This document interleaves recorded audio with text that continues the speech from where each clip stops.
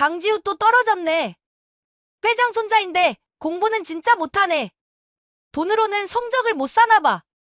교실 곳곳에서 들려오는 조롱 섞인 속삭임들이 지우의 귀를 파고들었어요. 시험지 위에 빨간 펜으로 적힌 32점이라는 숫자가 눈앞에서 아른거렸죠. 유급당하는 거 아니야? 부자라고 머리까지 좋은 건 아니구나. 더 이상 참을 수 없었어요. 지우는 시험지를 구겨들고 교실을 뛰쳐나왔죠. 복도를 달리며 뒤에서 들려오는 웃음소리가 등을 따라왔어요. 집에 돌아온 지우는 방문을 쾅 닫고 책상을 주먹으로 내리쳤어요. 연필들이 바닥에 굴러떨어졌죠. 아, 진짜. 그때였어요. 바닥에 떨어진 종이 조각을 누군가가 조심스럽게 주워 모으는 소리가 들렸죠. 이렇게 하면 쉬울 텐데. 작은 목소리였어요. 지우가 고개를 돌리니 가정부 딸 예린이 찢어진 수학 문제를 들여다보고 있었어요. 그 손에는 깔끔하게 정리된 풀이 과정이 적혀 있었죠. 그 순간 지우는 알았어요. 뭔가 완전히 다른 이야기가 시작될 거라는 걸 말이에요. 어디서 보고 계신지 댓글로 남겨주세요. 시간은 3개월 전으로 거슬러 올라갑니다. 부산 해운대 언덕 위 대저택의 이른 아침이었어요.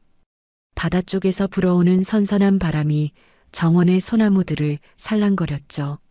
넓은 마당 한쪽으로 작은 트럭 한 대가 들어서고 있었어요. 박선녀가 딸 예린의 손을 꼭 잡고 트럭에서 내렸어요. 45살의 선녀는 단정한 검은색 원피스를 입고 있었고 12살 예린은 깔끔한 흰 블라우스에 검은 치마를 입었죠. 모녀의 얼굴에는 새로운 환경에 대한 긴장감이 어려 있었어요. 예린아, 예의 바르게 행동해야 한다. 선녀가 딸에게 다시 한번 당부했어요. 예린이 고개를 끄덕이며 어머니의 옷깃을 살짝 정리해드렸죠. 현관문이 열리며 한기호가 모습을 드러냈어요. 이른한 살의 노인이었지만 여전히 꼿꼿한 자세와 날카로운 눈빛을 유지하고 있었죠. 회색 정장에 금태 안경을 쓴 모습이 위험 있어 보였어요. 박선녀 씨 맞습니까? 한기호의 침착한 목소리에 선녀가 깊숙이 고개를 숙였어요. 예린도 어머니를 따라 정중하게 인사했죠. 네, 회장님. 성심껏 모시겠습니다. 이 아이가 딸인가요? 한기호가 예린을 바라보며 물었어요. 예린의 맑은 눈동자와 단정한 자세가 눈에 띄었죠. 네, 예린이입니다. 예린아, 인사드려라. 안녕하세요, 회장님. 예린의 또박또박한 인사에 한기호가 만족스러운 표정을 지었어요. 그 순간 2층에서 발걸음 소리가 들려왔죠. 강지우가 계단을 내려오고 있었어요. 13살의 지우는 또래보다 키가 큰 편이었고 검은 단발머리가 약간 곱슬거렸죠. 네이비 교복을 입은 모습이 단정해 보였지만 표정은 어딘지 시무룩했어요. 지우는 새로운 가정부 모녀를 힐끗 보더니 별다른 관심을 보이지 않았어요. 그저 가방을 메고 현관으로 향했죠. 지우야, 새로 오신 분들께 인사하고 가거라. 할아버지의 말에 지우가 멈춰 섰어요. 짧게 고개만 끄덕이고는 곧바로 밖으로 나가버렸죠. 차가운 아침 공기가 현관 안으로 스며들었어요. 예린은 그런 지우의 모습을 조용히 지켜봤어요. 무표정해 보이는 얼굴 속에 어딘지 외로워 보이는 기색이 느껴졌죠. 아이가 좀 예민합니다. 이해해 주세요. 한기호가 선녀에게 양해를 구했어요. 선녀는 공손히 고개를 끄덕였죠. 오후가 되자 저택은 조용했어요. 거실 한쪽에서 한기호가 신문을 읽고 있었고 선녀는 부엌에서 저녁 준비를 하고 있었죠. 예린은 어머니를 도와 이곳저곳을 둘러보며 집안 구조를 익혀갔어요. 저녁 무렵 지우가 학교에서 돌아왔어요. 어깨에 무거운 가방을 메고 있었고 표정은 아침보다 더 어두워져 있었죠. 지우야, 어떻게 지냈니? 할아버지의 물음에 지우가 간단히 답했어요. 그냥요. 지우는 곧바로 2층 자신의 방으로 올라갔어요.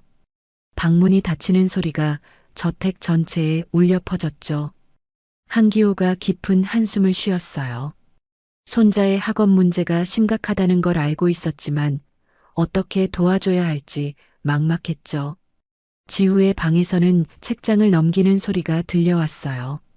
여러 과외 선생님들이 다녀갔지만 성적은 좀처럼 오르지 않았거든요. 특히 수학은 더욱 어려웠어요.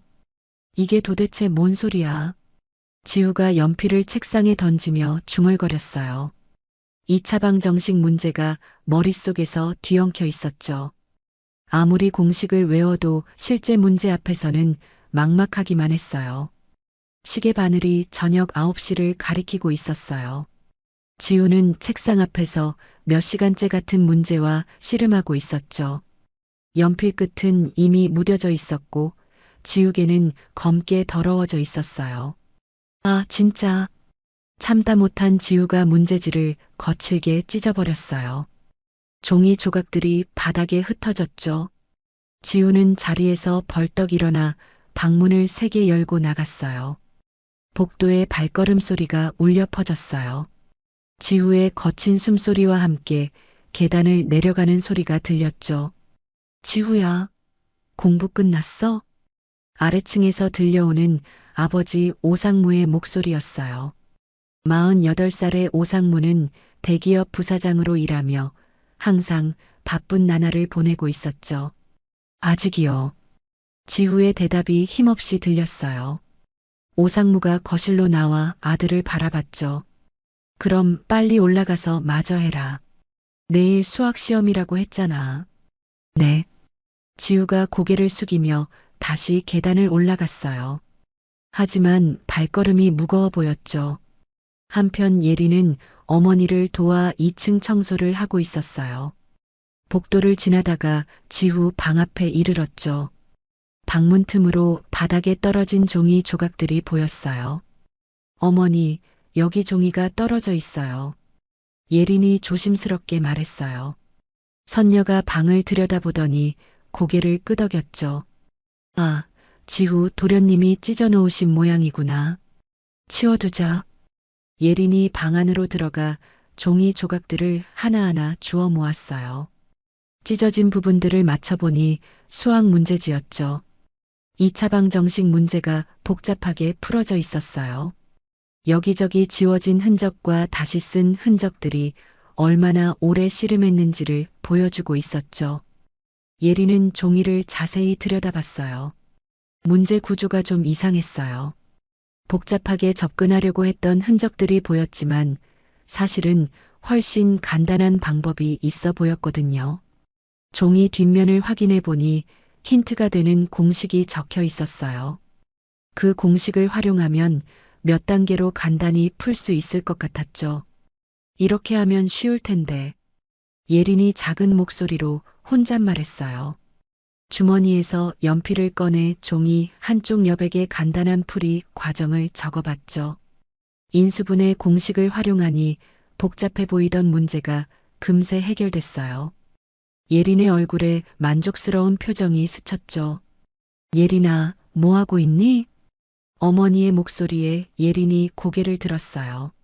아, 그냥 정리하고 있었어요. 예린은 종이 조각들을 모두 모아 깔끔하게 정리했어요. 그리고 1층 주방 한쪽 선반에 두고 다른 일을 하러 갔죠. 특별한 의미를 두지는 않았어요. 그날 밤 지우는 침대에 누워 천장을 바라봤어요. 내일 수학 시험이 걱정됐죠. 아무리 공부해도 문제가 풀리지 않으니 자신감이 점점 떨어지고 있었어요. 다음 날 아침 지우가 방에 들어오며 바닥을 확인했어요. 어제 찢어 던진 종이 조각들이 깨끗이 사라져 있었죠. 평소 같으면 그냥 지나쳤을 텐데 오늘은 왠지 신경이 쓰였어요. 지우는 주방으로 내려가 물을 마시러 갔어요. 선반 위에 놓인 종이가 눈에 띄었죠. 자세히 보니 어제 자신이 찢었던 수학 문제지였어요. 종이 여백에 또박또박 적힌 풀이 과정을 보고 지우가 깜짝 놀랐어요. 자신이 몇 시간 동안 씨름했던 그 어려운 문제가 단 몇 줄로 간단히 해결돼 있었거든요. 누가 이걸 풀었지? 지우가 종이를 들고 중얼거렸어요. 글씨체는 또박또박하고 정성스러웠죠. 자신의 흘림체와는 확연히 달랐어요. 그때 예린이 빨래 바구니를 들고 주방으로 들어왔어요. 지후와 눈이 마주쳤죠. 이거 혹시 내가 풀었어? 지우가 종이를 들어 보였어요. 예린은 잠깐 당황했지만 곧 담담하게 대답했죠. 죄송해요. 청소하다가 주워서 정리했는데 문제가 재미있어 보여서 그만. 재미있다고? 이 어려운 걸? 지우의 목소리에는 믿기 어렵다는 뉘앙스가 배어 있었어요. 예린은 살짝 머뭇거리며 고개를 끄덕였죠. 수학 문제 푸는 걸 좋아해요. 숫자들이 맞아떨어질 때 기분이 좋거든요. 지우가 예린을 다시 한번 자세히 봤어요. 평범해 보이는 가정부 딸이 이런 어려운 문제를 풀 수 있다니 신기했거든요. 마침 한기호가 부엌으로 차를 마시러 왔어요. 지후와 예린이 수학 문제를 두고 이야기하는 모습을 지켜봤죠.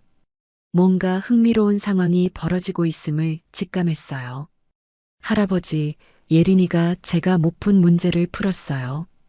지우가 흥분한 목소리로 말했어요. 한기호가 종이를 받아 천천히 살펴봤죠. 깔끔하고 논리적인 풀이 과정이 인상적이었어요. 호, 이렇게 푸는 방법도 있구나. 예린이가 수학을 좋아하나 보네. 한기호의 부드러운 말에 예린이 조심스럽게 답했어요. 네, 회장님. 숫자 맞추는 게 재미있어요. 그 순간 오상무가 신문을 들고 부엌으로 들어왔어요. 지우가 가정부 딸과 공부 이야기를 하는 모습을 보고 미간을 찌푸렸죠. 지우야, 뭘 하고 있는 거냐? 아버지, 예린이가 제 수학 문제를 풀어줬어요. 정말 신기해요. 지우의 말에 오상무의 표정이 더욱 굳어졌어요. 가정부 딸이 자신의 아들 공부에 관여하는 것이 못마땅했거든요. 공부는 내가 스스로 하는 거다. 남한테 의존하는 습관 들이지 마라. 오상무의 차갑고 단호한 말에 예린이 고개를 푹 숙였어요. 지우도 순간 말문이 막혔죠. 한기호가 조용히 상황을 지켜보고 있었어요. 아들의 엄격함도 이해하지만 손자에게는 도움이 되는 일 같아 보였거든요. 하지만 섣불리 개입하지는 않았어요. 선녀가 빨래를 정리하며 부엌으로 들어왔어요. 어색한 분위기를 감지하고 딸을 불렀죠. 예린아, 이리 와서 어머니 일 도와라. 네, 어머니. 예린이 고개 숙여 인사하고 어머니를 따라갔어요. 지우는 아쉬운 표정으로 예린의 뒷모습을 바라봤죠. 그날 저녁 선녀가 예린에게 조심스럽게 말했어요. 예린아, 앞으로는 도련님 공부에 끼어들지 마라. 우리는 일하러 온 거다. 네, 어머니. 알겠어요. 예린이 고개 끄덕였지만 마음 한구석은 아쉬웠어요. 수학 문제가 정말 재미있었거든요. 지우도 방에서 혼자 생각에 잠겨 있었어요. 예린의 깔끔한 풀이 과정이 자꾸 머릿속에 떠올랐죠. 처음으로 수학 문제가 어렵지 않게 느껴졌던 순간이었어요. 밤이 깊어가며 대저택은 다시 고요함 속으로 빠져들었어요. 하지만 낮에 있었던 작은 사건이 각자의 마음에 서로 다른 감정의 씨앗을 심어놨죠. 평온해 보이던 일상 속에 눈에 보이지 않는 변화의 균열이 조용히 시작되고 있었어요. 중간고사 발표일이었어요. 지우는 교실 뒤쪽 자리에서 선생님이 성적표를 나누어 주는 모습을 바라보고 있었죠. 가슴이 두근거렸지만 좋은 예감은 들지 않았어요. 강지후. 선생님이 지우의 이름을 부르며 성적표를 내밀었어요. 지우가 떨리는 손으로 받아든 종이를 확인하는 순간 얼굴이 하얗게 질렸죠. 수학 32점, 영어 28점, 국어 45점. 모든 과목이 낙제 점수였어요. 특히 수학은 그토록 공부했는데도 30점대에 머물러 있었죠. 어머, 강지후 또 떨어졌네. 앞자리에 앉은 여학생이 작은 목소리로 중얼거렸어요. 하지만 교실이 조용해서 그 말이 지후의 귀에 또렷하게 들렸죠. 회장 손자인데 공부는 진짜 못하네. 돈으로는 성적을 못 사나 봐. 주변에서 들려오는 수군거림이 지후의 가슴을 찔렀어요. 평소에도 친구들과 잘 어울리지 못했는데 이런 상황이 반복되니 더욱 움츠러들게 됐죠. 쉬는 시간이 되자 몇몇 학생들이 지후 주변으로 모여들었어요. 야, 지후야. 이번에도 수학 30점 되네. 과외 몇 개씩 받는다며? 소용없나 봐. 우리는 학원도 제대로 못 다니는데 말이야. 아이들의 말에는 질투와 조롱이 뒤섞여 있었어요. 지우는 책상에 엎드린 채 아무 말도 할 수 없었죠. 점심시간이 되자 복도는 학생들로 가득 찼어요. 지우가 화장실로 향하는 길에 앞서 걸어가던 학생 몇 명의 대화가 들렸어요. 강지우 시험지 봤어? 수학 문제 반도 못 풀었더라.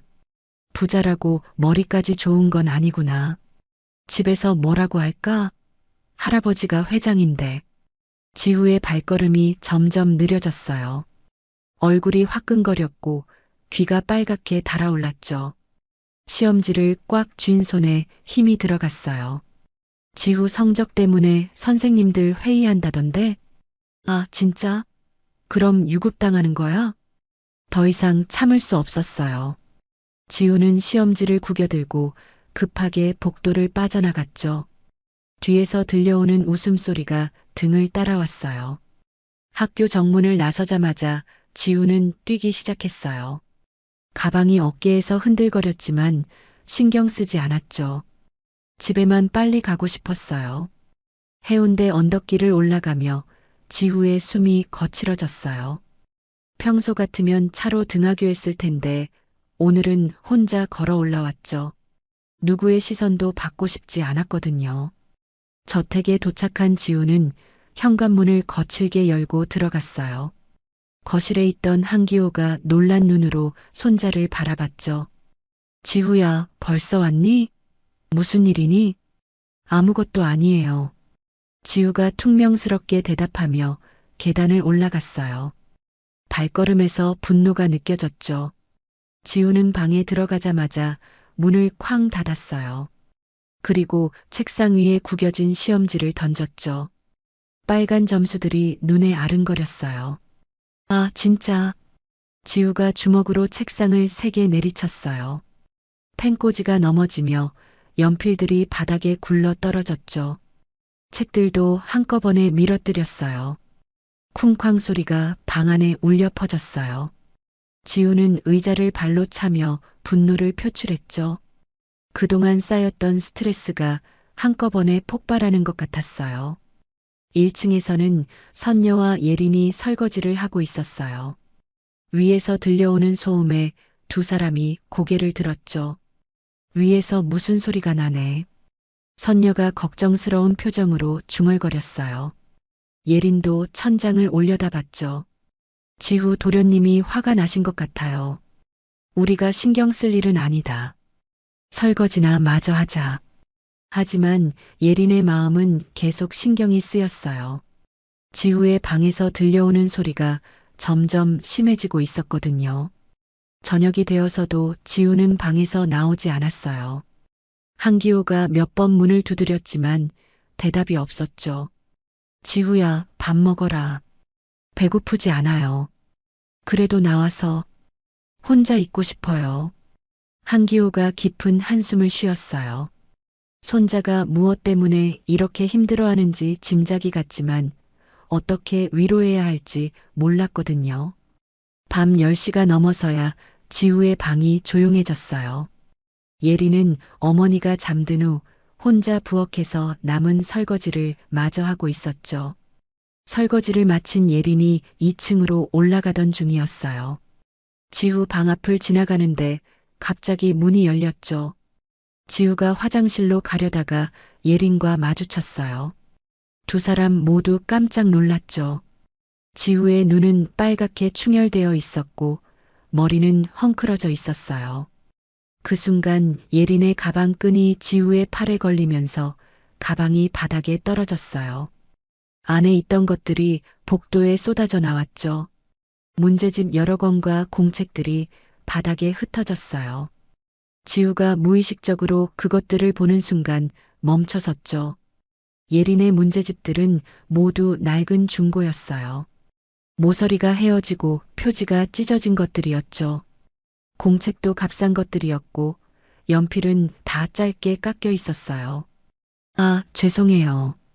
예린이 급하게 무릎을 꿇고 떨어진 것들을 주워 담았어요. 지우는 그런 예린을 말없이 지켜봤죠. 문제집 사이에서 작은 메모지가 하나 떨어졌어요.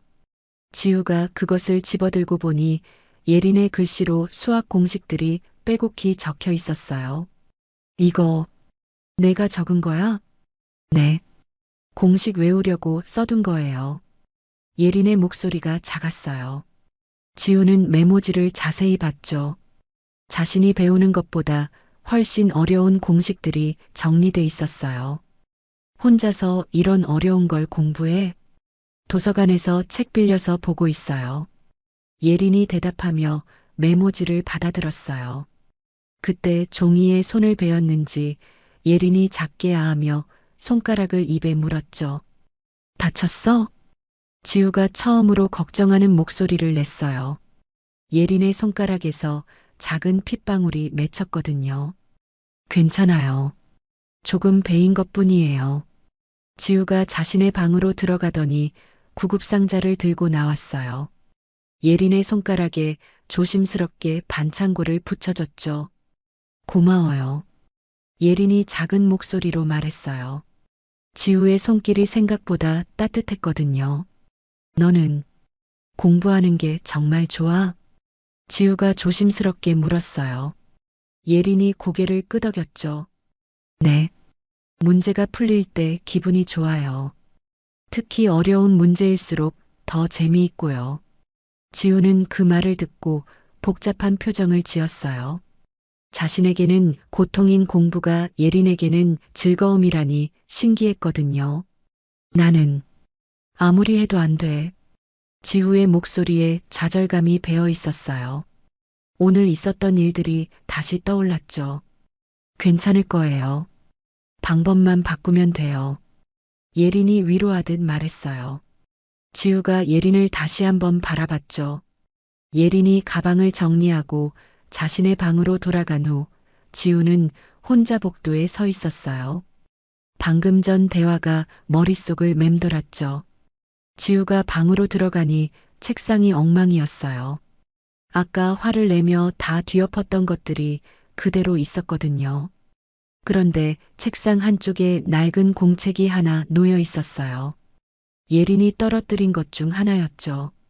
지우가 공책을 펼쳐보니 수학 문제들의 풀이 과정이 정성스럽게 정리돼 있었어요. 어려운 문제들을 단계별로 차근차근 풀어놓은 흔적들이 보였어요. 지우는 그 공책을 들고 한참 동안 들여다봤죠. 한기호가 복도를 지나다가 지우 방에서 불빛이 새어나오는 것을 봤어요. 문틈으로 손자가 책상에 앉아 뭔가를 열심히 보고 있는 모습이 보였죠. 오상무는 서재에서 CCTV 화면을 확인하고 있었어요. 복도에서 지후와 예린이 만난 장면이 화면에 나타났죠. 두 아이가 함께 이야기하는 모습을 보며 미간을 찌푸렸어요. 가정부 딸이 지후한테 뭘 가르치려 드나? 오상무의 목소리에 불쾌함이 배어 있었어요. 아들이 가정부 딸과 가까워지는 것이 못마땅했거든요. 그날 밤 지우는 예린의 공책을 보며 처음으로 수학 문제에 집중할 수 있었어요. 예린의 풀이 방법이 자신이 배운 것과는 달랐지만 더 쉽고 명확했거든요. 예린도 자신의 방에서 오늘 있었던 일을 생각하고 있었어요. 지우가 자신을 처음으로 사람답게 대해준 것 같았거든요. 새벽이 되어서야 두 아이 모두 잠이 들었어요. 하지만 이날의 작은 만남이 앞으로 일어날 더 큰 변화의 시작점이 될 것이라는 걸 아무도 몰랐죠. 저택의 밤은 고요했지만 각자의 방에서는 새로운 감정들이 조용히 자라나고 있었어요. 지우에게는 처음 느껴보는 동질감이었고 예린에게는 누군가에게 도움이 될 수 있다는 기쁨이었죠. 오상무만이 서재에서 여전히 CCTV 화면을 응시하고 있었어요. 아들과 가정부 딸 사이에 생긴 이 미묘한 연결고리를 어떻게 끊을지 고민하고 있었죠. 다음 날 아침, 지우는 평소보다 일찍 일어났어요. 어젯밤 예린의 공책을 보며 느꼈던 묘한 희망감이 남아 있었거든요. 오늘은 혼자서도 문제를 풀 수 있을 것 같았어요. 책상에 앉아 수학 문제집을 펼쳤어요. 2차방 정식 문제가 눈앞에 놓여 있었죠. 연필을 든 지우의 손에 힘이 들어갔어요. 문제를 읽기 시작했지만 금세 막막해졌어요. 어젯밤 예린의 풀이를 보며 이해했다고 생각했는데 막상 새로운 문제 앞에서는 여전히 무력했거든요. X제곱 더하기. 지우가 중얼거리며 연필을 움직였어요. 하지만 공식을 어떻게 적용해야 할지 감이 오지 않았죠. 답안지에는 지워진 흔적과 오답들만 가득했어요. 1시간이 지나고 2시간이 지났어요. 지우의 이마에 땀이 맺혔죠. 문제는 여전히 풀리지 않았고 좌절감만 커져갔어요. 아, 진짜 안 돼. 지우가 연필을 책상에 던졌어요. 연필이 굴러떨어지며 바닥에 떨어졌죠. 점심시간이 되어도 지우는 방에서 나오지 않았어요. 한기호가 문을 두드렸지만 배고프지 않다는 대답만 돌아왔죠. 오후에도 지우는 계속 문제와 씨름했어요. 하지만 결과는 마찬가지였어요. 오답의 연속이었죠. 저녁이 되자 지우의 인내심이 한계에 다다랐어요. 책상 위에는 찢어진 종이와 부러진 연필심들이 널브러져 있었죠. 왜 안 되는 거야? 지우가 주먹으로 책상을 세게 내리쳤어요. 책상 위에 물컵이 넘어지며 물이 쏟아졌죠. 문제집이 젖어들었어요. 쿵쾅거리는 소리가 방 전체를 울렸어요. 지우는 의자를 발로 차며 분노를 표출했죠. 어젯밤 느꼈던 희망이 산산조각 나는 것 같았어요. 1층에서 저녁 설거지를 하던 예린이 고개를 들었어요. 위에서 들려오는 소음이 어젯밤보다 더 심했거든요. 또 화를 내시네. 선녀가 걱정스러운 표정으로 중얼거렸어요. 예린은 천장을 올려다보며 가슴이 무거워졌죠. 어머니, 잠깐만요. 예린이 수건을 놓고 계단으로 향했어요. 선녀가 만류했지만 예린은 이미 2층으로 올라가고 있었죠. 지우의 방문 앞에서 예린이 멈춰 섰어요. 안에서 들려오는 소리가 점점 거칠어지고 있었거든요. 문을 두드릴까 망설이다가 발을 돌렸어요. 그런데 갑자기 방문이 열리며 지우가 밖으로 나왔어요. 화장실로 가는 모습이었죠. 지우는 예린을 보지 못하고 지나갔어요. 예린이 열린 방문을 통해 안을 살펴봤어요. 책상이 엉망이었죠. 젖은 문제집과 찢어진 종이들이 여기저기 흩어져 있었어요. 예린은 조심스럽게 방 안으로 들어갔어요. 책상 위에 문제를 보니 2차방 정식이었죠. 지우가 풀려고 시도했던 흔적들이 곳곳에 남아 있었어요. 문제를 자세히 보니 접근 방법이 잘못된 것 같았어요. 복잡하게 생각할 필요가 없는 문제였거든요.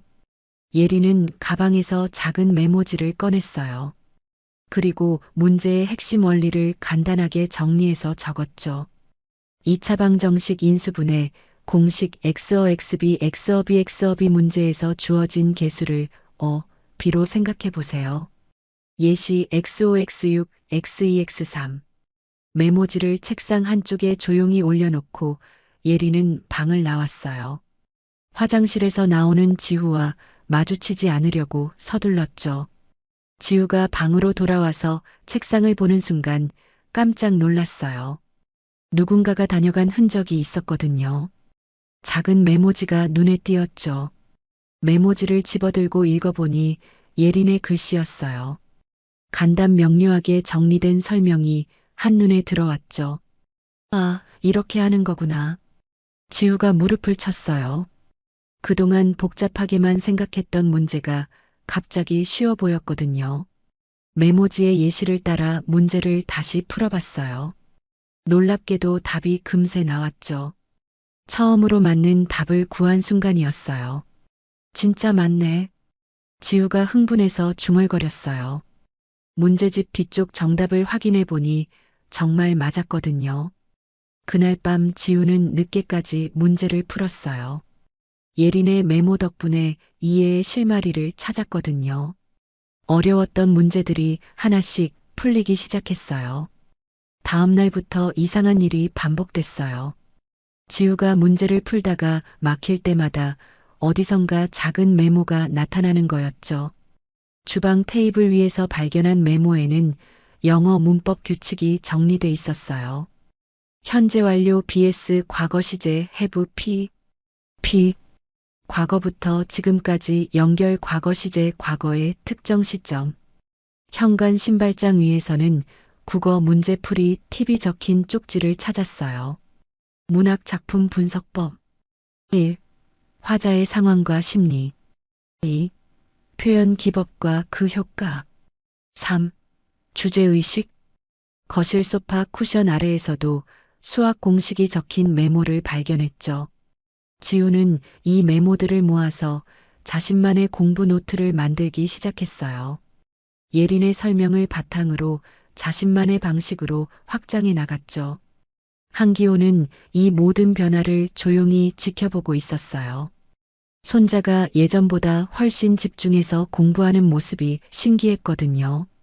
지우 공부하는 소리가 많이 줄었네. 한기호가 선녀에게 말했어요.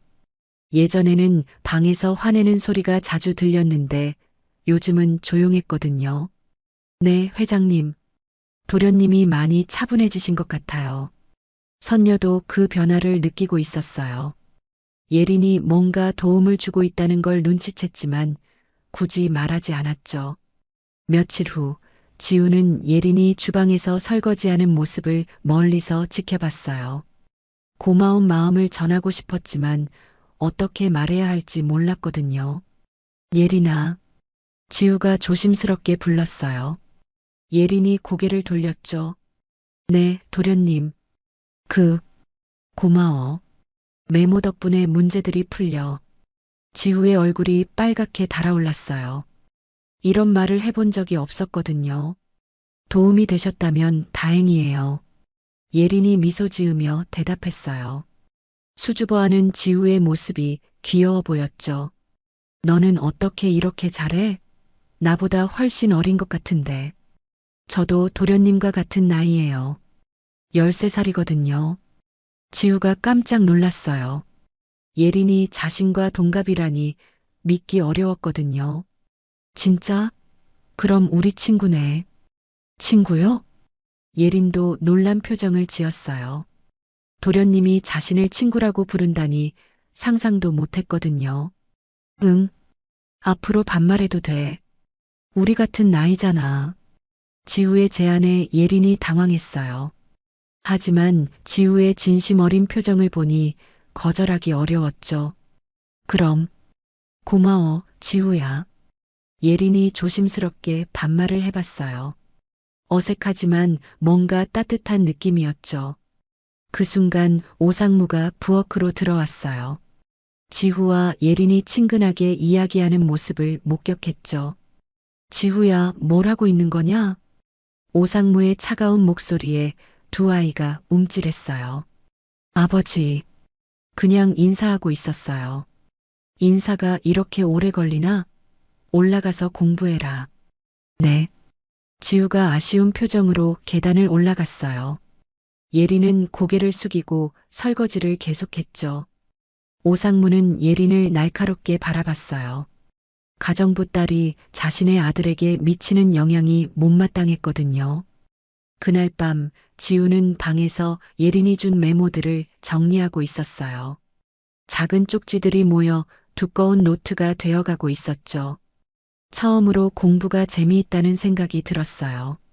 문제가 풀릴 때마다 느끼는 성취감이 새로웠거든요.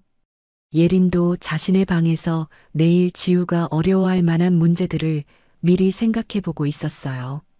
어떻게 설명하면 더 쉽게 이해할 수 있을지 고민했죠. 한기호는 서재에서 차를 마시며 창밖을 바라봤어요.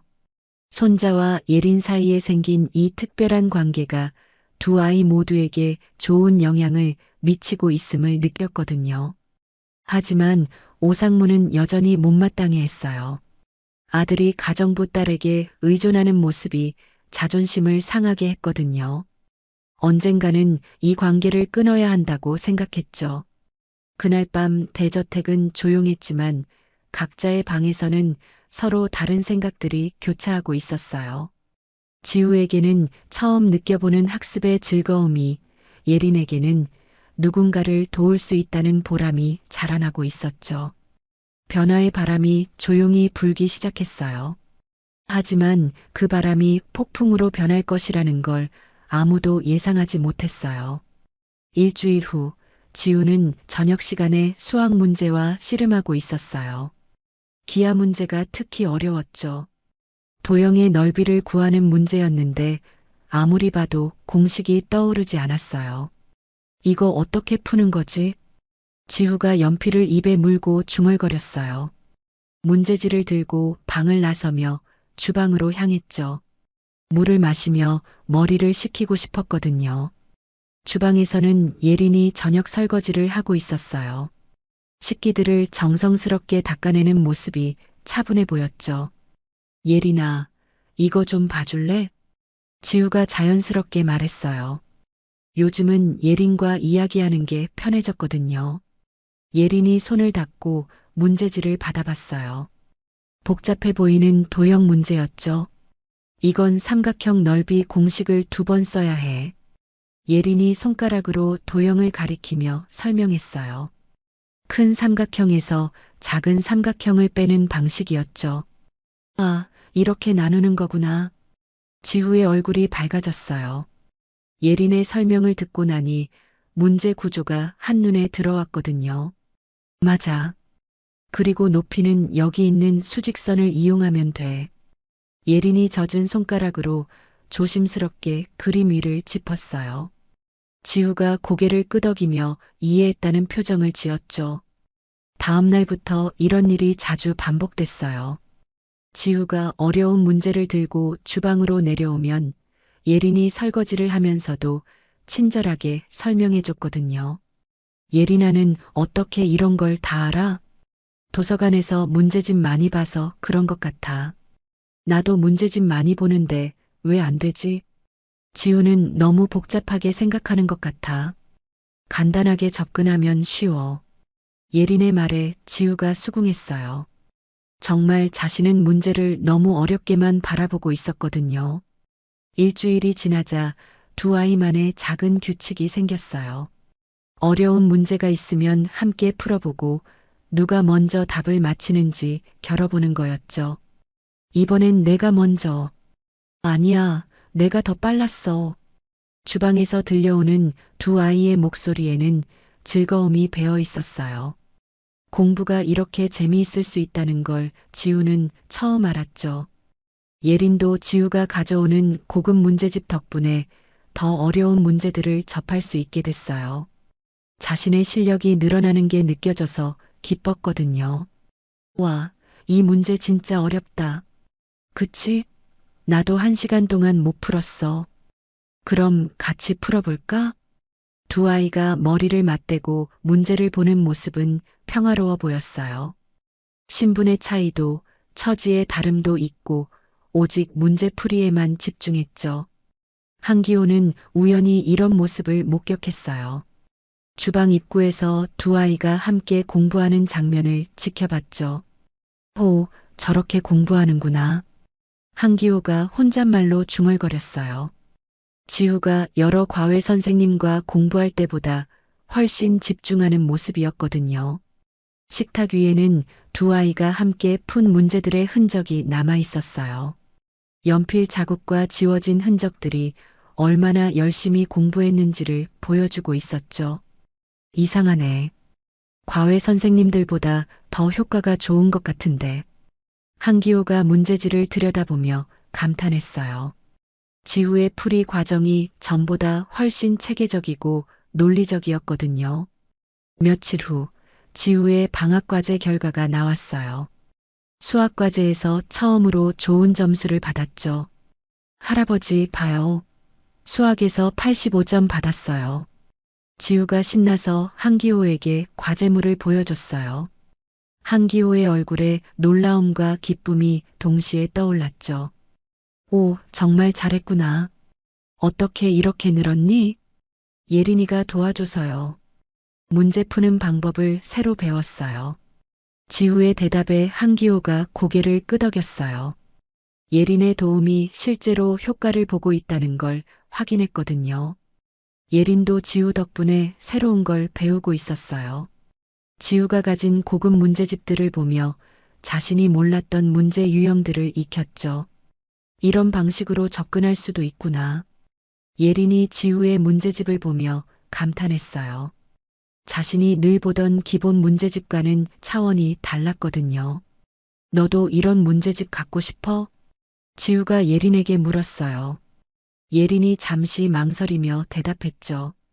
갖고 싶긴 한데. 비쌀 것 같아. 내가 다 푼 거 줄까? 어차피 안 쓰는데.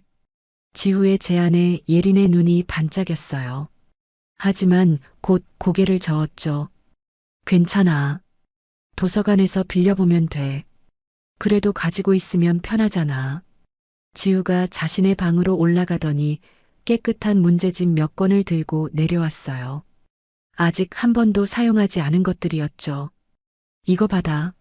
나 혼자 푸는 것보다 같이 푸는 게 더 재미있거든. 예린이 감사한 표정으로 문제집을 받았어요. 이런 고급 교재를 가져본 건 처음이었거든요. 고마워, 지우야. 정말 열심히 볼게. 그날부터 두 아이의 공부 시간이 더욱 체계적으로 변했어요. 각자 어려운 문제를 풀어오고 서로의 풀이 방법을 비교해보는 시간을 가졌죠. 내 방식은 이렇게 하는 거야. 오, 내 방식보다 더 빠르네. 너 것도 정확하긴 해. 다른 방법으로 검산할 수 있겠다. 두 아이는 서로의 장점을 인정하며 배워나갔어요. 경쟁보다는 협력하는 분위기였죠. 예린은 지우에게서 문제를 체계적으로 정리하는 방법을 배웠어요. 지우는 예린에게서 문제의 핵심을 빠르게 파악하는 능력을 익혔죠. 예린아, 너 덕분에 공부가 이렇게 재미있는 줄 처음 알았어. 나도 지우 덕분에 더 어려운 문제들을 접할 수 있게 됐어. 두 아이의 우정은 공부를 매개로 더욱 깊어져 갔어요. 단순히 문제를 함께 푸는 것을 넘어서 서로를 이해하고 존중하는 관계로 발전했죠. 한기호는 이런 변화를 흐뭇하게 지켜봤어요. 손자가 이렇게 밝은 표정으로 공부하는 모습을 본 적이 없었거든요. 두 아이가 서로에게 좋은 영향을 주고 있네. 한기호가 선녀에게 말했어요. 선녀도 딸이 즐겁게 공부하는 모습을 보며 안심했죠. 네, 회장님. 예린이도 요즘 공부하는 걸 정말 좋아해요. 그런데 오상무는 이런 상황을 달갑지 않게 여기고 있었어요. 아들이 가정부 딸과 너무 가까워지는 게 못마땅했거든요. 아버지, 지우가 요즘 공부를 너무 안 해요. 오상무가 한기호에게 불만을 털어놨어요. 하지만 한기호의 생각은 달랐죠. 성적은 올랐잖느냐. 85점이라니 전에는 생각도 못했던 점수다. 그건 그렇지만 공부 방식이 문제예요. 가정부 딸한테 의존하고 있어요. 한기호가 깊은 한숨을 쉬었어요. 아들의 마음도 이해하지만 지우의 변화가 긍정적이라는 걸 부인할 수는 없었거든요. 그날 밤 지우와 예린은 각자의 방에서 내일 풀 문제들을 준비했어요. 서로에게 좋은 문제를 내주고 싶었거든요. 두 아이의 마음에는 새로운 희망이 자라고 있었어요. 공부가 즐겁다는 걸 알게 된 지후와 자신의 능력을 인정받는다는 걸 깨달은 예린이었죠. 하지만 이들을 둘러싼 어른들의 시선은 점점 복잡해지고 있었어요. 변화의 바람이 더 큰 폭풍을 예고하고 있었죠. 대저택의 평온한 일상 속에서 보이지 않는 갈등의 씨앗들이 조용히 싹트고 있었어요. 두 아이의 순수한 우정이 어떤 시련을 맞게 될지 아무도 예상하지 못했죠. 한기호가 아침 신문을 읽고 있을 때 전화벨이 울렸어요. 지후의 담임 선생님으로부터 걸려온 전화였죠. 네, 강 회장님.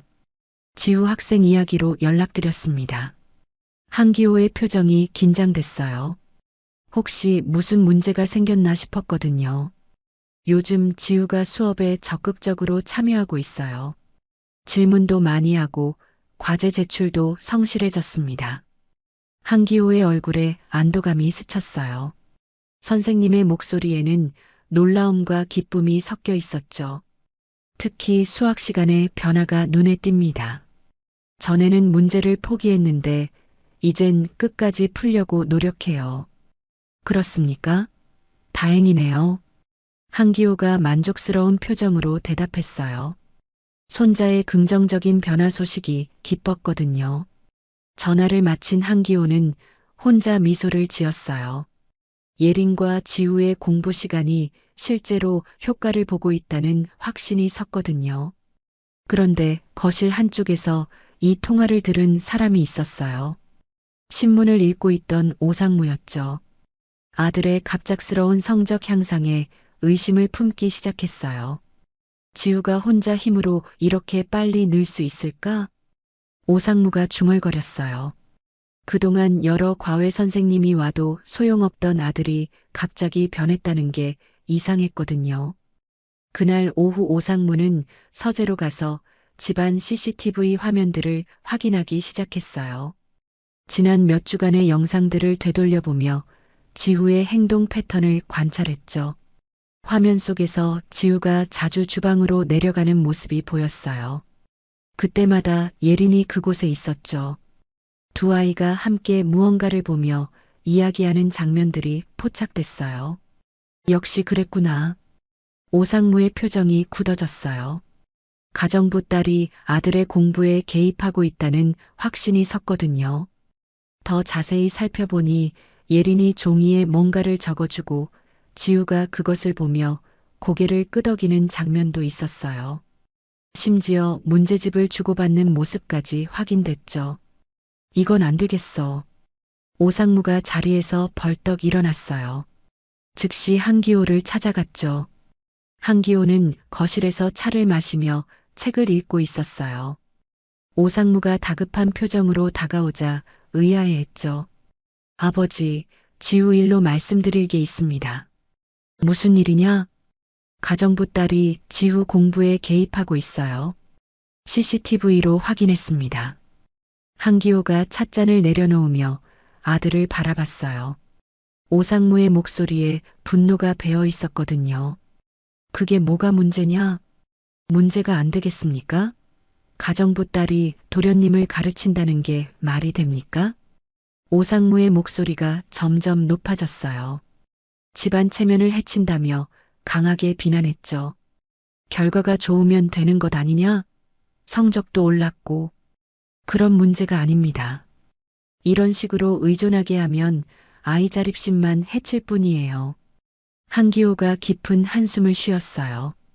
아들의 고집스러운 성격을 잘 알고 있었거든요. 마침 선녀가 청소를 위해 거실로 들어왔어요. 두 사람의 심각한 대화 소리를 들었죠. 박선녀 씨, 이리 오세요. 오상무가 선녀를 불렀어요. 선녀의 얼굴이 긴장됐죠. 딸이 지우 공부에 개입한다고 들었는데 사실입니까? 오상무의 날카로운 질문에 선녀가 당황했어요. 예린이 뭔가 잘못했나 싶어 걱정됐거든요. 죄송합니다. 예린이가 실수한 게 있나요? 실수가 아니라 월권입니다. 가정부 딸이 도련님을 가르친다는 게 말이 되나요? 선녀의 얼굴이 하얗게 질렸어요. 예린이 지우와 함께 공부하는 걸 알고는 있었지만 이렇게 큰 문제가 될 줄 몰랐거든요. 앞으로는 그런 일 없도록 하겠습니다. 선녀가 고개를 깊숙이 숙였어요. 목소리가 떨리고 있었죠. 그 순간 예린이 빨래를 들고 거실로 들어왔어요. 어머니가 고개를 숙이고 있는 모습을 보고 깜짝 놀랐죠. 예린아, 이리 와. 오상무가 예린을 불렀어요. 예린이 떨리는 발걸음으로 다가갔죠.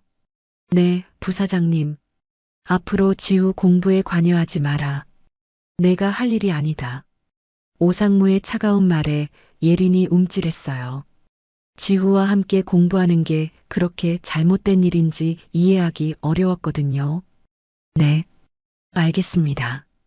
예린의 목소리가 작아졌어요. 눈가에 눈물이 맺히기 시작했죠. 지우가 학교에서 돌아와 이 광경을 목격했어요. 예린이 고개를 숙이고 서 있고 아버지가 엄한 표정을 짓고 있었거든요. 무슨 일이에요? 지우가 조심스럽게 물었어요. 분위기가 심상치 않다는 걸 느꼈거든요. 너와는 상관없다. 방으로 올라가라. 오상무가 냉정하게 대답했어요. 지우는 예린의 슬픈 표정을 보며 가슴이 답답해졌죠. 예린이가 뭘 잘못했는데요? 내가 신경 쓸 일이 아니다. 올라가.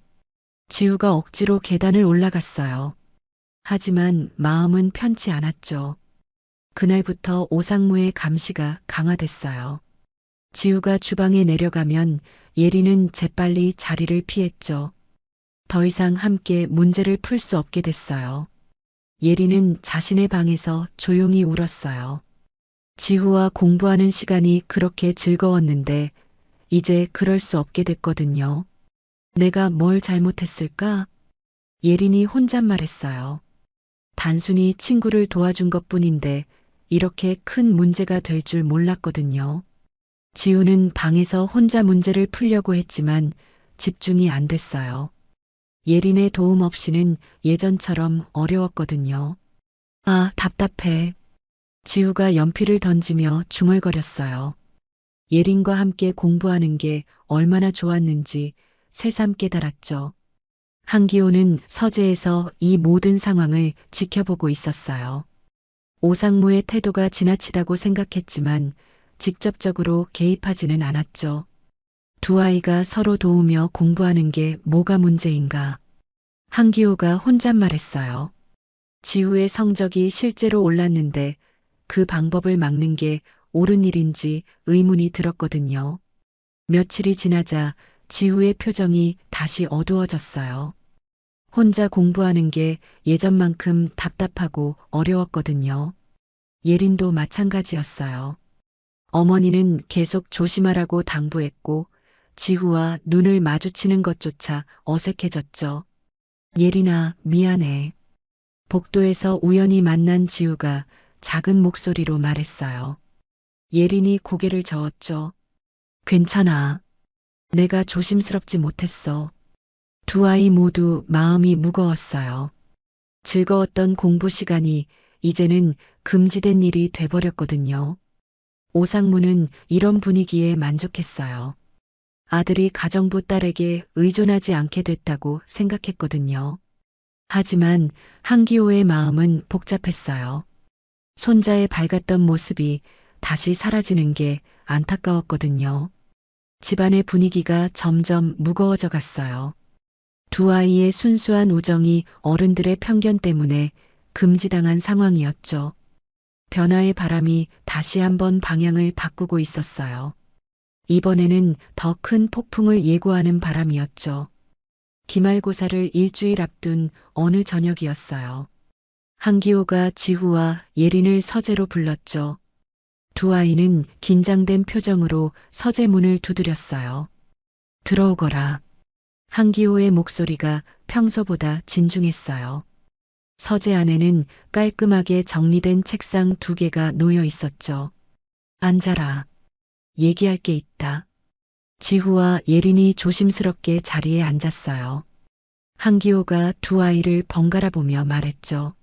내일 아침 집안에서 모의 시험을 치를 것이다. 모의 시험이요? 지우가 의외라는 표정을 지었어요. 갑작스러운 제안이었거든요. 예린이도 함께 치르게 될 것이다. 같은 문제로 말이다. 예린이 깜짝 놀랐어요. 자신도 시험을 치르게 된다는 게 믿기지 않았거든요. 왜 갑자기요? 궁금해서다. 두 아이가 실제로 어느 정도 실력인지 객관적으로 보고 싶다. 한기호의 말에 두 아이가 서로 눈을 마주쳤어요. 최근 몇 주간 함께 공부하지 못했던 아쉬움이 스쳐 지나갔죠. 오상무는 거실에서 이 소식을 들었어요. 모의 시험이라니 형식적인 절차일 거라고 생각했죠. 아버지가 뭔가 계획이 있으신 것 같네. 오상무는 결과를 이미 예상하고 있었어요. 지우가 예린보다 훨씬 좋은 점수를 받을 거라고 확신했거든요. 다음 날 아침 8시 서재에는 두 개의 시험지가 준비돼 있었어요. 지후와 예린이 각자의 자리에 앉았죠. 한기호가 시험지를 나누어 주며 말했어요. 3시간짜리 시험이다. 수학, 영어, 국어가 포함돼 있다. 시험지를 받아든 지우가 깜짝 놀랐어요. 문제들이 평소 보던 것보다 훨씬 어려워 보였거든요. 예린도 마찬가지였어요. 동남장학재단이라는 로고가 시험지 상단에 적혀 있었죠. 시작. 한기호의 신호와 함께 두 아이가 문제를 풀기 시작했어요. 지우는 수학 문제부터 접근했어요. 2차 함수와 확률 문제들이 복합적으로 구성돼 있었죠. 처음에는 당황했지만 예린과 함께 공부했던 방법들이 떠올랐어요.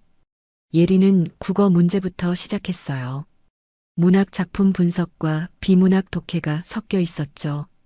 차근차근 읽어내려가며 핵심을 파악했어요. 첫 번째 시간이 지나갔어요. 지우는 수학에서 빠른 속도를 보이며 점수를 쌓고 있었죠. 예린은 꼼꼼한 접근으로 확실한 답안을 작성해 나갔어요. 두 번째 시간에는 영어 문제가 기다리고 있었어요. 고급 어휘와 복잡한 문법 구조가 포함된 지문들이었죠. 지우가 잠시 막혔어요. 단어의 뜻이 애매한 부분이 있었거든요. 그때 예린과 함께 공부했던 어근 분석법이 떠올랐죠. 예린도 어려운 구문에서 고민했어요. 하지만 지우가 알려줬던 빠른 해석 기법을 활용해 돌파구를 찾았어요. 마지막 시간에는 가장 어려운 문제들이 남아 있었어요. 통합 사고력을 요구하는 고난도 문제들이었죠. 지우가 한 문제 앞에서 멈춰섰어요. 자신의 방법만으로는 해결하기 어려워 보였거든요. 그때 예린의 접근 방식이 떠올랐어요. 예린도 마찬가지였어요. 복잡한 계산이 필요한 문제에서 지우의 빠른 연산법을 생각해냈죠. 두 아이는 각자의 자리에서 서로가 가르쳐준 방법들을 조합해 나갔어요. 마치 함께 문제를 풀고 있는 것 같았죠. 끝. 한기호가 시간을 알렸어요. 두 아이가 동시에 연필을 놓았죠. 얼굴에는 피로감과 함께 뿌듯함이 섞여 있었어요. 한기호가 시험지를 거두어 드렸어요. 오상무도 서재로 들어와 상황을 지켜봤죠. 채점은 오늘 밤에 끝낼 예정이다. 그날 저녁 한기호는 혼자 서재에서 채점을 했어요. 두 아이의 답안을 하나하나 확인해 나갔죠. 지우의 답안은 놀라울 정도로 체계적이었어요. 예린과 함께 공부했던 흔적이 곳곳에 보였거든요. 특히 문제 접근 방식이 전보다 훨씬 논리적이었죠. 예린의 답안은 더욱 놀라웠어요. 고난도 문제들을 거의 완벽하게 풀어냈거든요. 지우의 빠른 계산법을 활용한 흔적도 곳곳에 남아 있었어요. 채점을 마친 한기호의 얼굴에 깊은 감탄이 스쳤어요. 결과가 예상보다 훨씬 좋았거든요. 다음 날 아침 한기호가 두 아이를 다시 서재로 불렀어요. 오상무도 함께 자리했죠. 결과를 발표하겠다. 한기호가 채점된 시험지를 앞에 놓았어요. 두 아이의 심장이 두근거렸죠. 지후, 총점 376점. 지우가 깜짝 놀랐어요. 자신의 역대 최고 점수였거든요. 예린, 총점 394점. 예린의 눈이 커졌어요. 이런 높은 점수를 받을 거라고 생각하지 못했거든요. 오상무의 얼굴이 굳어졌어요. 가정부 딸이 자신의 아들보다 높은 점수를 받았다는 게 믿기지 않았거든요. 잠깐 뭔가 잘못된 것 같은데요. 오상무가 시험지를 확인해 보려 했어요. 하지만 한기호가 손을 들어 막았죠. 잘못된 게 아니다. 정확한 결과다. 한기호가 서랍에서 또 다른 서류를 꺼냈어요. 동남장학재단 공식 문서였죠. 사실 이 시험은 특별한 의미가 있다. 한기호의 목소리가 진중해졌어요. 두 아이가 긴장한 표정으로 바라봤죠. 이 문제들은 2년 전 동남장학재단 선발 시험 문제다. 장학재단 시험이요? 지우가 놀란 목소리로 물었어요. 자신들이 그런 어려운 시험을 치렀다는 게 믿기지 않았거든요. 한기호가 예린을 바라보며 말했어요. 예린아, 혹시 이 시험 본 적이 있니? 예린이 잠깐 생각하더니 고개를 끄덕였어요. 2년 전에 봤던 것 같아요. 하지만 결과를 못 받았어요. 한기호가 또 다른 서류를 꺼냈어요. 2년 전 장학재단 성적표였죠. 내가 그때 받은 점수가 389점이었다. 예린이 깜짝 놀랐어요. 그런 높은 점수를 받았다니 처음 알았거든요. 그런데 왜 장학금을 못 받았지? 지우가 의아해하며 물었어요. 한기호의 표정이 심각해졌죠. 그게 문제다. 성적으로는 당연히 선발됐어야 하는데 서류에서 탈락했다. 한기호가 마지막 서류를 꺼내며 오상무를 바라봤어요. 추천서 조작과 특정 가정 배경 우선 선발이 있었다는 증거가 나왔다. 오상무의 얼굴이 하얗게 질렸어요. 자신이 관련된 일이 드러날까봐 두려웠거든요. 2년 전 재단 이사로 있던 사람의 개입이 있었다는 내부 문서가 발견됐다. 한기호의 말에 서재안이 조용해졌어요. 두 아이는 상황을 완전히 이해하지 못했지만 뭔가 심각한 일이 벌어지고 있다는 걸 느꼈죠. 결국 실력으로는 예린이가 당시 상위권이었다는 뜻이다. 오상무가 급하게 변명하려 했어요. 아버지, 그건 옛날 일이고. 옛날 일이라고? 지금도 계속되고 있는 일인데? 한기호의 날카로운 시선이 오상무를 향했어요. 진실이 드러나는 순간이었죠. 예린은 자신이 그렇게 뛰어난 실력을 가지고 있었다는 사실에 놀랐어요. 지우는 예린의 진짜 능력을 확인하며 더욱 존경하게 됐죠.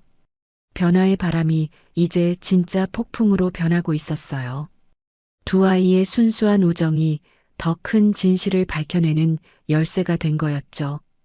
한기호가 서재 깊숙한 곳에서 오래된 나무 상자를 꺼냈어요. 상자 안에는 누렇게 변색된 서류들이 정성스럽게 보관되어 있었죠. 이걸 먼저 보여주겠다.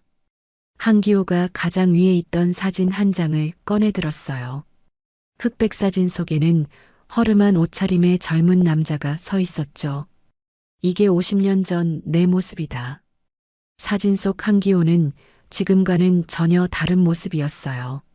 낡은 옷을 입고 있었고 얼굴에는 삶의 고단함이 묻어 있었죠. 지우가 놀란 표정으로 사진을 바라봤어요. 할아버지의 이런 모습을 본 적이 없었거든요. 할아버지도 가난하셨어요? 그렇다. 농사 짓는 집안에서 태어나 겨우겨우 중학교를 마쳤다. 한기호의 목소리에 옛 기억이 스며들어 있었어요. 예린은 그 사진을 보며 묘한 동질감을 느꼈죠. 한기호가 다음 서류를 펼쳤어요. 동남장학재단 설립 취지서였죠. 내가 이 재단을 만든 이유는 단 하나였다. 가난해도 공부하고 싶은 아이들에게 기회를 주기 위해서였다.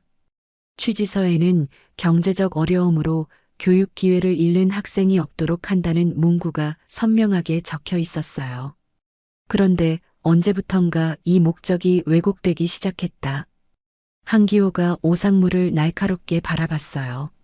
오상무는 시선을 피하며 고개를 숙였죠. 한기호가 두 번째 상자를 열었어요. 최근 5년간 장학재단 선발 기록들이 들어 있었죠. 2019년부터 2023년까지 장학금을 받은 학생들의 명단이다. 서류를 펼치자 놀라운 사실이 드러났어요. 장학금을 받은 대부분의 학생들이 부유한 가정 출신이었거든요. 김재현, 아버지가 대기업 임원. 이수진, 어머니가 의사. 한기호가 하나씩 읽어내려갔어요. 정작 도움이 필요한 학생들은 명단에 없었죠. 반대로 탈락한 학생들을 보자. 다음 명단에는 예린과 비슷한 처지의 아이들이 가득했어요. 성적은 우수했지만 가정 형편이 어려운 학생들이었죠. 박예린, 성적 상위 5%, 탈락 사유 부모 학력 미달. 한기호가 예린의 기록을 읽는 순간 서재 안이 조용해졌어요. 예린의 어머니 선녀가 입을 막고 충격을 감추지 못했죠. 김소희, 성적 상위 3%, 탈락 사유 추천서 부족. 이민준, 성적 상위 7%, 탈락 사유 면접 태도 불량. 모든 탈락 사유가 성적과는 무관한 것들이었어요. 한기호의 목소리에 분노가 섞이기 시작했죠. 이게 재단이 해온 일이다. 정말 도움이 필요한 아이들을 외면하고 이미 충분한 아이들에게만 기회를 줬다. 오상무가 변명하려 했어요. 아버지, 그건 선발 기준이. 선발 기준? 이걸 기준이라고 할 수 있나? 한기호가 마지막 서류를 꺼냈어요. 내부 회의록이었죠. 2021년 3월 재단 이사회 회의록이다. 한기호가 안경을 쓰고 회의록을 읽기 시작했어요. 오상무 이사 발언 가정부나 농민 자녀들에게 장학금을 주면 재단 위상이 떨어진다. 어느 정도 배경이 있는 학생들을 선발해야 한다. 예린이 충격받은 표정으로 오상무를 바라봤어요. 자신이 그런 이유로 탈락했다는 사실이 믿기지 않았거든요. 계속 읽어보겠다. 박예린 같은 경우는 성적이 아무리 좋아도 부모가 가정부라는 점에서 부적절하다. 선녀가 눈물을 흘리기 시작했어요. 딸이 그런 모욕을 당했다는 사실이 가슴을 아프게 했거든요. 지우는 분노가 치밀어 올랐어요. 자신의 아버지가 이런 끔찍한 일을 해왔다니 믿기 어려웠거든요. 아버지, 이건 너무해요. 한기호가 손을 들어 손자를 진정시켰어요. 목소리는 차분했지만 단호했죠. 이런 식의 운영은 재단 설립 목적을 완전히 배반한 것이다. 오상무가 변명하려 했지만 한기호가 이어서 말했어요. 50년 전 가난했던 내 모습을 잊고 살아왔구나. 한기호의 목소리에는 깊은 실망이 배어 있었어요. 즉시 재단 이사직에서 해임한다. 아버지, 변명하지 마라. 한기호가 예린을 바라보며 말했어요. 예린아, 내가 받았어야 할 기회를 이제라도 제대로 주고 싶다. 저는 괜찮아요. 예린이 조용히 대답했어요. 하지만 목소리가 떨리고 있었죠. 괜찮지 않다. 2년 동안 억울했을 것이다. 한기호가 새로운 서류를 꺼내며 펜을 들었어요. 동남장학재단 특별 장학생으로 선발한다. 고등학교까지 모든 교육비를 지원하겠다. 예린의 눈에서 눈물이 흘러내렸어요. 꿈에도 그리던 기회가 현실이 되는 순간이었거든요. 그리고 지우와 함께 공부할 수 있는 환경을 만들어주겠다. 지우가 밝은 표정으로 예린을 바라봤어요. 다시 함께 공부할 수 있다는 게 기뻤거든요. 정말요, 할아버지? 그렇다. 두 아이가 서로 도우며 공부하는 게 가장 좋은 방법이더구나. 선녀가 한기호 앞에 깊숙이 고개를 숙였어요. 감사합니다, 회장님. 정말 감사합니다. 고맙긴. 늦어서 미안하다. 한기호가 선녀를 일으켜 세웠어요. 진심이 담긴 사과였죠. 오상무는 여전히 받아들이기 어려워했어요. 아버지, 그래도 가정부 딸이 어떻다는 것이냐? 실력으로 증명했지 않았느냐? 한기호의 호통에 오상무가 말을 멈췄어요. 내가 놓친 건 단순한 편견이 아니다. 인간의 가능성을 무시한 것이다. 지우는 이 모든 상황을 지켜보며 많은 걸 깨달았어요.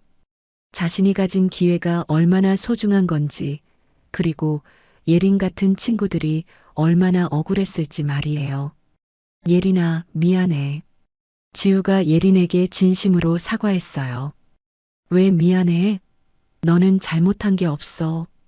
내가 가진 걸 당연하게 생각했어. 내가 이런 어려움을 겪는 줄도 몰랐고, 두 아이가 서로를 바라보며 이해의 눈빛을 주고받았어요. 한기호가 마지막으로 말했어요. 앞으로는 정말 실력 있는 학생들이 기회를 얻게 될 것이다. 재단 선발 기준을 완전히 바꾸겠다. 예린이 고개를 끄덕이며 대답했어요. 열심히 하겠습니다. 기회를 주셔서 감사해요. 기회는 내가 스스로 만든 것이다. 실력으로 증명했잖느냐. 그날 밤 예린은 자신의 방에서 장학 증서를 바라봤어요. 꿈 같은 일이 현실이 된 거였죠. 지우도 방에서 오늘 있었던 일들을 정리하고 있었어요. 아버지의 잘못된 행동이 부끄러웠지만 할아버지의 올바른 판단이 자랑스러웠거든요. 선녀는 부엌에서 조용히 눈물을 닦았어요. 딸이 받을 상처를 걱정했는데 오히려 정당한 인정을 받게 된 거였죠. 한기호는 서재에서 재단 개편안을 작성하고 있었어요.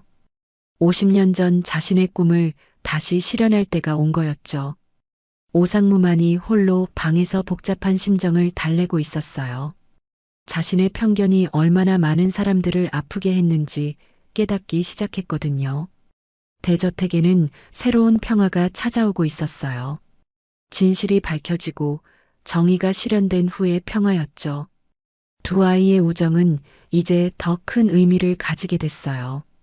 단순한 공부 친구를 넘어서 서로의 가능성을 믿어주는 진정한 동반자가 된 거였죠. 변화의 바람이 이제 희망의 바람으로 바뀌고 있었어요. 앞으로 두 아이가 어떤 모습으로 성장해 나갈지 모두가 기대하고 있었죠. 3개월 후 부산시립도서관의 오후 풍경은 평화로웠어요. 2층 자습실에서는 여러 학생들이 각자의 공부에 몰두하고 있었죠. 그 중에서도 창가 자리에 앉은 두 아이가 유독 눈에 띄었어요. 지후와 예린이 나란히 앉아 각자의 문제집을 펼쳐놓고 있었어요.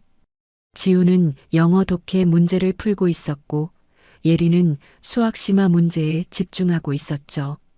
예린아, 이 문장 구조 좀 봐줄래? 지우가 작은 목소리로 물었어요. 예린이 고개를 돌려 지우의 문제를 살펴봤죠. 여기서 관계사절이 수식하는 게 앞의 명사야. 이렇게 끊어서 읽어봐. 예린이 연필로 문장을 나누어 표시해줬어요.